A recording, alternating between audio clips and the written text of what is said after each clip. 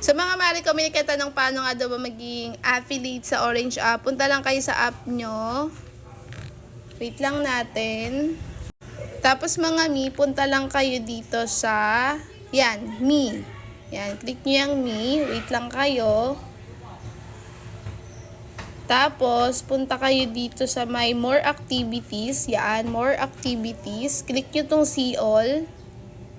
Tapos, ayan, affiliate program. Puntahan nyo to. Yan. Wala siyang benta kasi di naman siya nag-affiliate. Tapos, punta kayo sa account. Ayan, nakikita nyo nasa baba. Puntahan nyo yan.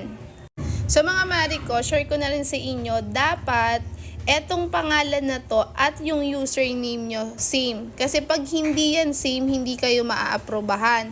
Dapat eto, yung name nyo nandyan sa taas at yung username nyo is parehas. Pag hindi parehas yan, hindi kayo maa-approve. So, paano ba kayo maa-approve? Dito lang yan sa settings. So ito, hindi pa siya nakaset, kaya ganyan yung itsura niya. Account settings, promotion plot, contact settings, ganyan, payment.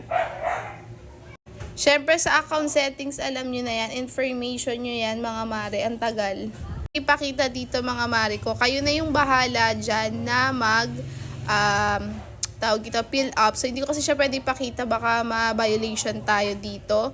So kayo na yan mga mi, basta sa payment settings, dapat dalawang bangko yung ma-provide nyo. So ano ba yung ginamit ko?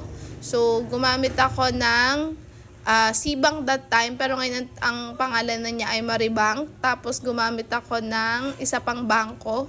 Wait lang, check ko. Mga mari ko, nag-download din ako nitong Como Bank na to. Ito kasi yung Maribank at saka yung Como Bank is madali silang mag-release ng bank certificate. Yun kasi yung number 1 requirement sa Orange app para makapag-affiliate kayo. Kailangan nyo mag-provide ng bank certificate. Pero mga mari ko, kung meron naman po kayong mga bangko at makakakuha kayo ng bank certificate, yun na lang po yung ipasa nyo. So mga mi, hindi ako masyadong magaling gumawa ng mga tutorial na ganito. Pero itatry ko pa rin hanggat makakaya para makapag-affiliate din po tayo sa Orange app.